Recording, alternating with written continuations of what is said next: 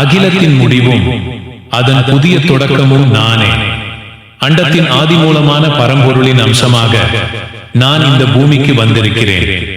நான் விஷ்ணுவின் 10வது மற்றும் இறுதி அவதாரம். நீங்கள் வாழும் இந்த கலியுகத்தின் இறுதி காலகட்டத்தில் தர்மம் நலிந்து அதர்மம் தலை தூக்கியுள்ளது. பேராசை, பொய்மை, வன்முறை, அநீதி என மனிதகுலம் இருளில் மூழ்கியுள்ளது. எனது நோக்கம் தீமைகளை அழித்து நீதி தவறியவர்களை ஒழித்து தர்மத்தை மீண்டும் நிலைநாட்டுவது. அநீதிக்கு அஞ்சாதவர்களுக்கு நான் காலனாக இருப்பேன். அதே சமயம் தர்மத்தின் பாதையில் நடப்பவர்களுக்கு நான் கலங்கரை விளக்கமாக இருப்பேன்.